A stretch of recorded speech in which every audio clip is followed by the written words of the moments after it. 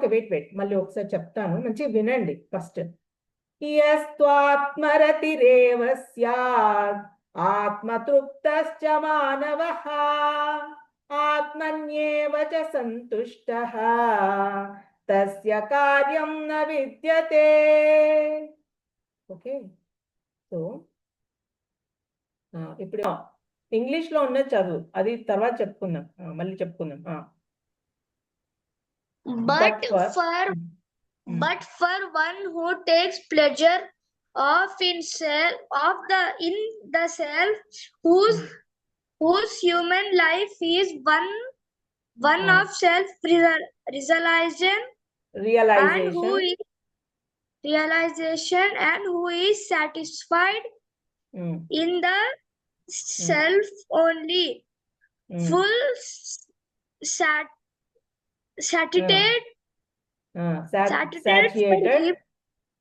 satiated for him there is no duty. Okay, తెలుగులో ఎవరు చెప్తాడు? మాతాజీ చెప్పం. కానీ ఎవరైతే ఆత్మయందే రమింతురో జ్ఞానోదయులే ఆత్మయందే సంతుష్టులుగా ఉందరో వారికి ఎట్టి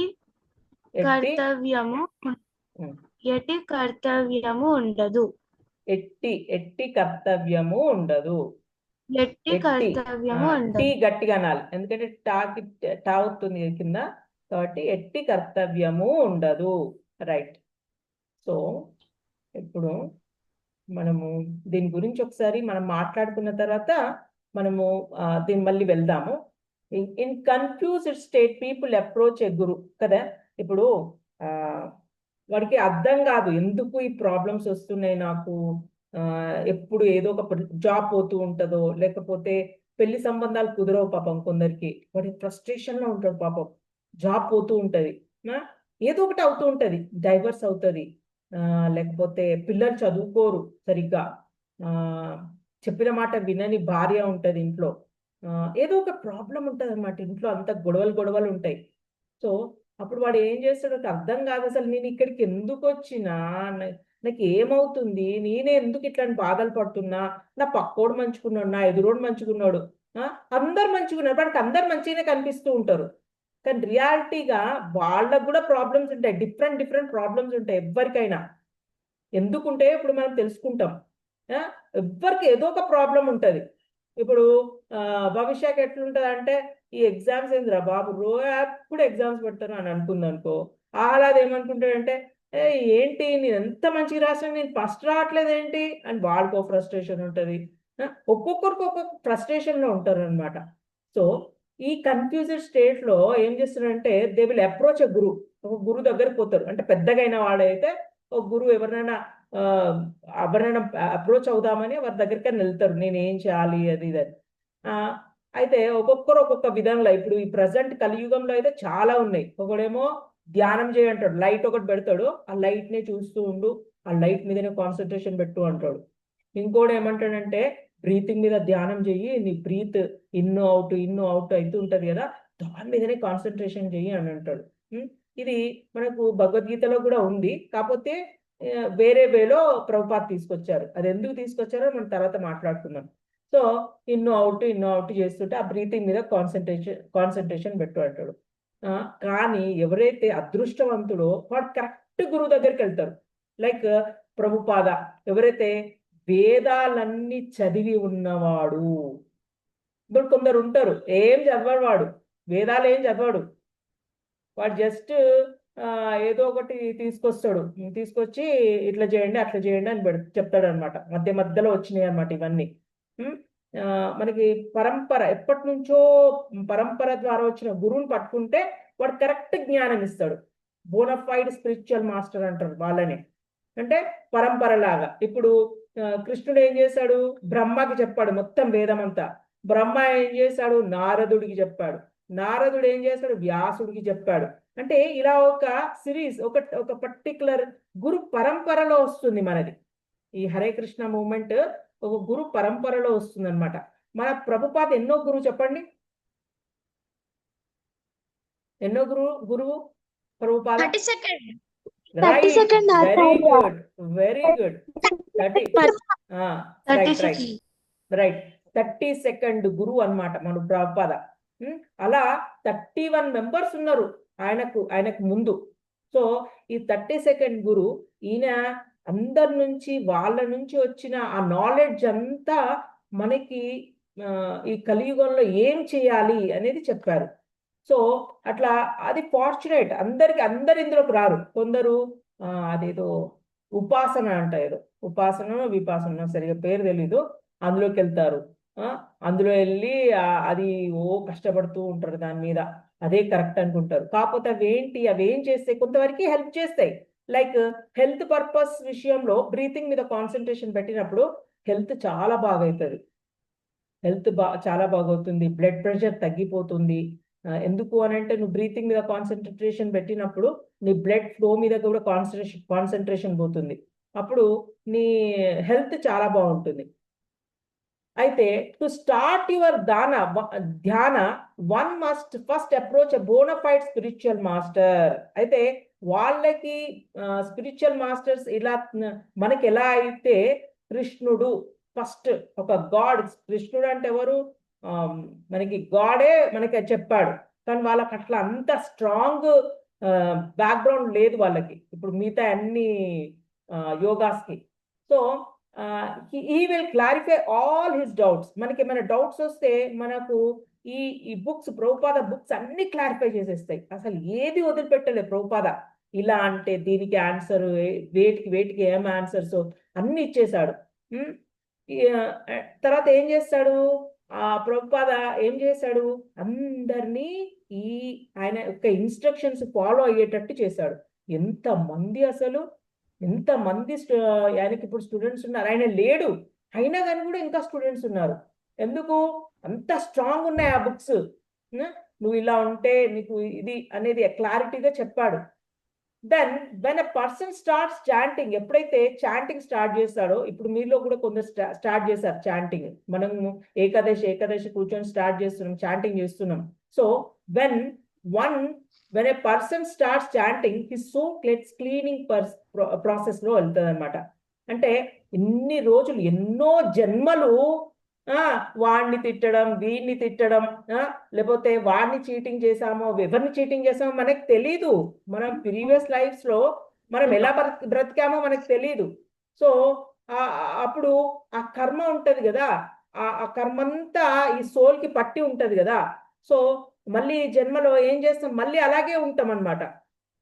అలా ఉన్నప్పుడు ఏమవుతుంది, మనం ఎప్పుడైతే ఈ చాంటింగ్ ఏదో ఒక మంచి ఫ్రెండో లేకపోతే ఏదో ఒకలాగా మనకు ఈ ప్రభుపాద దొరికితే చాంటింగ్ స్టార్ట్ చేస్తాం.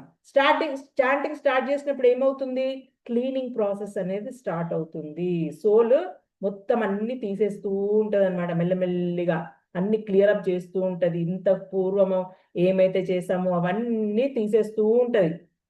ఆ డస్ట్ అంతా పోయినప్పుడు ప్యూరిఫై అవుతూ ఉంటది హార్ట్.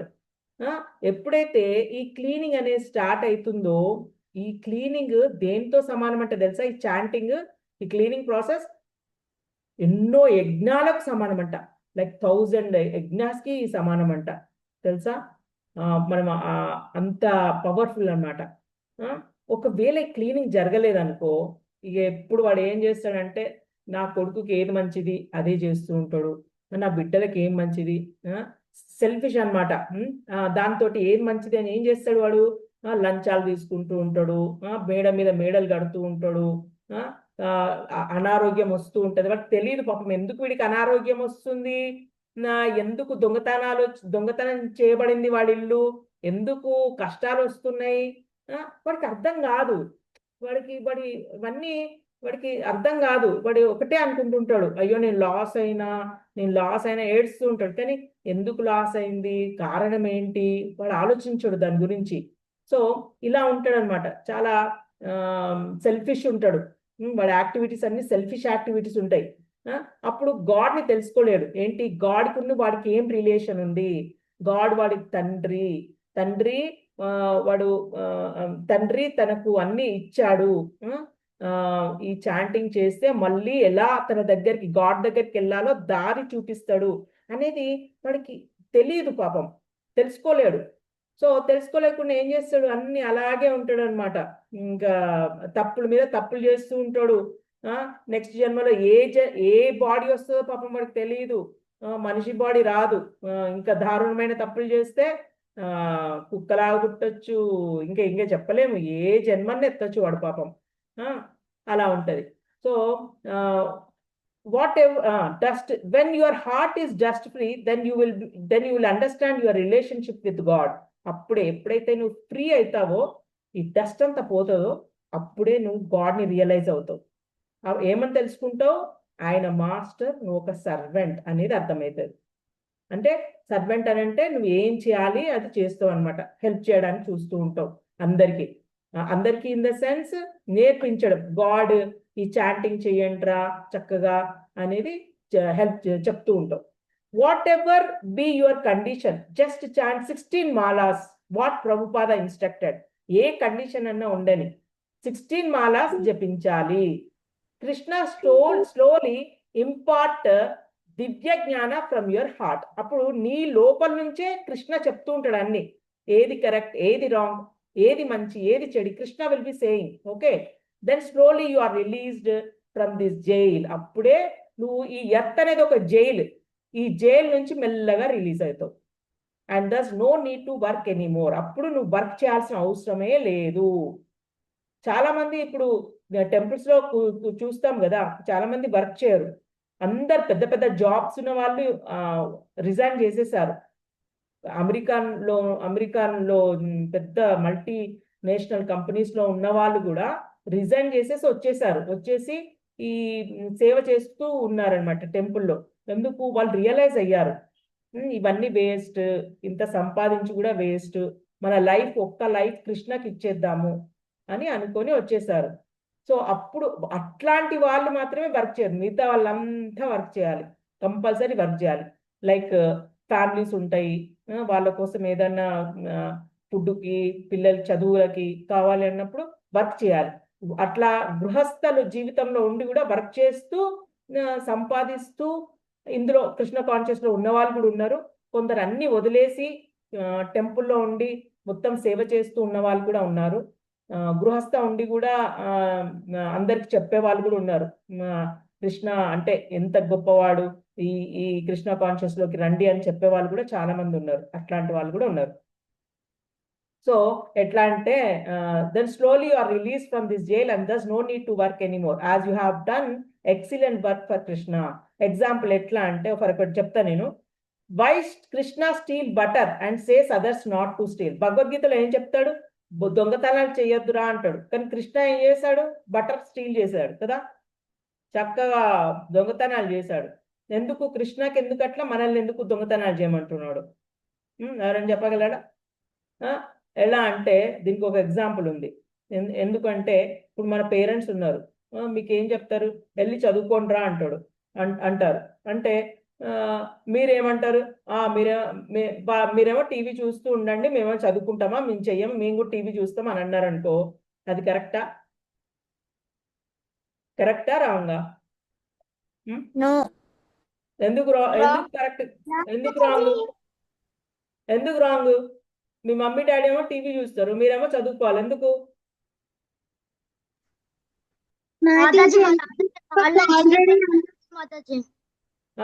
ఒక్కొక్కరు చెప్పాలి, ఒక్కరు ఆహ్లా చెప్ప. వాళ్ళు ఆల్రెడీ చిన్నప్పటి నుంచి చదువుకున్న మాతాజీ.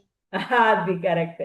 వాళ్ళు చిన్నప్పుడు ఉన్నప్పుడు ఈ డ్యూటీ చేసేసి వాళ్ళు పేరెంట్స్ అయ్యారు. పేరెంట్స్ అయిన తర్వాత ఇప్పుడు వాళ్ళ డ్యూటీ ఏంటి, నిన్ను మంచి చదివియాలి, నువ్వు చదువుకునేటట్టు చెయ్యాలి, వాళ్ళు అన్ని సమకూర్చాలి. ఆ కండిషన్స్ చక్కగా, రూమ్ అట్లుండాలి చదువుకునేటట్టుగా, టేబుల్, బుక్స్ అన్ని సమకూర్చి నేను చదువుకోమనేటట్టుగా చేయాలి. ఆయన ఏం చేయాలి, ఫాదరు చక్కగా వెళ్ళేసి డబ్బు సంపాదనకి వెళ్ళాలి, నిన్ను చదివించడానికి ఎంతో కొంత సంపాదించాలి. సో మదర్ ఏం చేయాలి, మంచి ఫుడ్, హెల్తీ ఫుడ్, ప్రసాదం ప్రిపేర్ చేసి కృష్ణకి పెట్టి నీకు ఇవ్వాలి, ఎందుకంటే నీ బ్రెయిన్ ప్యూరిఫై అవ్వాలి, మంచిగా అవ్వాలి. ఇలా పేరెంట్స్ డ్యూటీ వాళ్ళు చేస్తారు కంపల్సరీ, వాళ్ళ డ్యూటీ వాళ్ళు చేస్తారు, నీ డ్యూటీ చదువుకోవడము. కాబట్టి in the same way Krishna కూడా హీఈస్ ఇన్ డిఫరెంట్ స్టేజ్, వేరే స్టేజ్ లో ఉన్నాడు. కాబట్టి నిన్ను ఇలా చేయొద్దు అన్నాడు. అవన్నీ ఎందుకు చేశాడు? లీలలు. లీలలు అంటే యూ షుడ్ అంటే నువ్వు ఎప్పుడు ఆయన గురించి ఆలోచిస్తూ స్టోరీస్ లాగా చెప్పుకోవడానికి లీల అంటారు. స్టోరీస్ లాగా చెప్పుకోవడానికి ఇలా చేశాడు. మనం చెప్పుకుంటాం కదా చిన్నప్పుడు, మా వాడు ఇలా చేశాడండి అలా చెప్పుకుంటారు మన పేరెంట్స్. ఇలా చేశాడు, మా ఆహ్లాద్ ఇలా చేసేవాడు, మా యశ్వంత్ ఇలా చేసేవాడు, ఇలా మీ పేరెంట్స్ చెప్పుకుంటూ ఉంటారు కదా. అలాగే ఇన్ ద సేమ్ వే కృష్ణాది కూడా ఇది ఒక లీల. కానీ మన పేరెంట్స్ కొందరికి మాత్రమే చెప్పుకుంటారు, కానీ కృష్ణాది అందరూ చెప్పుకుంటేనే విముక్తి కలుగుతుంది. అది దీనికి సీక్రెట్ అదే. ఎప్పుడైతే ప్రతి ఒక్కరూ ఆయన లీలల గురించి చెప్పుకోవడం స్టార్ట్ చేస్తారో స్లోగా రిలీజ్ అయిపోతారు. ఈ జైలు ఇదంతా జైలు మొత్తం. ఈ జైలు నుంచి మనం స్లోగా రిలీజ్ అవుతాం. సో ఇదే రీజన్, ఆయన లీలలన్నీ అదే కారణం. సో ఇప్పుడు మనము మెల్లిగా మళ్ళీ స్టార్ట్ చేద్దాము. ఒక్కొక్కరిని అడగడానికి ఎలా చెప్తారు చూద్దాము. మీకు అర్థమై ఉంటుంది. సో ఎవరు వర్క్ చేయాలి? ఎవరైతే ప్యూరిఫై అవుతారో వాళ్ళు చేయాల్సిన అవసరం లేదు, వర్క్ అనేది అవసరం లేదు. వాడు చేసే ఈ చాంటింగ్ అనేది పెద్ద వర్క్. వాడికి చాంట్ చేస్తున్నాడు, అదే చాలా గ్రేట్. చాంటింగ్ చేసి ఎందుకు పెద్ద వర్క్ చెప్పండి? చాంటింగ్ పెద్ద వర్క్ ఎందుకు చెప్పండి? ఎనీవన్? ఎందుకంటే అందులో కాన్సంట్రేషన్ కావాలి, చెప్పిందే వినాలి. అది ఓకే. మాట్లాడుతున్నాం కాబట్టి చాలా సిన్సియర్ గా ఉండి చేయాలి. ఇంకొకటి ఏంటి అంటే, నువ్వు ఎప్పుడైతే చాంటింగ్ చేస్తూ ఉంటావో కృష్ణ భగవాను ఏ లోకంలో ఉన్నా ఆయన కన్ను, ఆయన చెవులు, ఆయన అన్నిటి దిక్కు తిరుగుతాయి. ఏ లోకం నుంచి అయితే ఇవన్నీ వినిపిస్తూ ఉంటాయో కృష్ణ కృష్ణ కృష్ణ అని ఒక్కొక్కరు చెప్తూ ఉంటారో, ఒకరేమో లీలలు చెప్తూ ఉంటారు, ఒకరేమో ఇప్పుడు మనం చెప్పుకుంటున్నాం ఆయన గురించి భగవద్గీత చెప్పుకుంటున్నారు, ఇంకొకరేమో శ్లోకాలు చెప్పేస్తున్నారు, ఇంకొకరేమో భాగవతం చెప్పేసుకుంటున్నారు. అందరూ ఇలా చెప్పుకుంటూ ఈ నెంబర్ ఆఫ్ పీపుల్ ఎక్కువ ఉన్నప్పుడు ఆయన కన్ను ఈ భూమి పైన పడినప్పుడు వర్షాలు బాగానే ఉంటాయి, అన్ని బాగానే ఉంటాయి, అన్ని సమకూరుస్తూ ఉంటాడు. ఇచ్చేవాడు అతనే కదా, అన్ని సమకూర్చేవాడు అతనే కదా. అది ఆయన కన్ను పడాలి అని అంటే మీలాంటి భక్తులు నెంబర్ ఆఫ్ పీపుల్ ఎక్కువ అవ్వాలి. ఎప్పుడైతే నెంబర్ ఆఫ్ పీపుల్ తగ్గిపోతారో అయిపోయింది. కలియుగం అతి దారుణమైన స్టేజ్లో ఉంటుంది. ఇప్పుడు కలియుగం ఫస్ట్ పాదంలో ఉంది, అంటే ఫస్ట్ స్టేజ్లో ఉంది. కాబట్టి కొందరు భక్తులు ఉంటారు, గ్యారంటీ ఉంటారు, కానీ సెకండ్ స్టేజ్లో తగ్గిపోతారు, థర్డ్ స్టేజ్లో అతి దారుణంగా తగ్గిపోతారు, ఫోర్త్ స్టేజ్లో ఇంకేముండదు, ఒకరినొకటి పీక తింటా ఉంటాడు. ఆ టైంలో కలిపురుషుడు వస్తాడు. కల్కి భగవాన్, సారీ కలిపురుషుడు కాదు, కల్కి భగవాన్ వస్తాడు. కల్కి భగవాన్ వచ్చిందంటే ఇంక అయిపోయింది. ఒక్కొక్కడిని ఖడ్గం తీసుకొని టకా టకా టకా టకా అందరిని చంపేసుకుంటూ వస్తాడు. దారుణమైన ఇది ఉంటుంది. ఓకే, సో మనము మళ్ళీ ఒకసారి అందరితో చెప్పిద్దాము. ఇప్పుడు ఎవరైతే అయిపోయారో వాళ్ళు కాకుండా మిగతా వాళ్ళు చెప్పాలి. ఓకే, సో చెప్పండి, అందరు చెప్పండి, వాంఛాకల్ప చెప్పండి.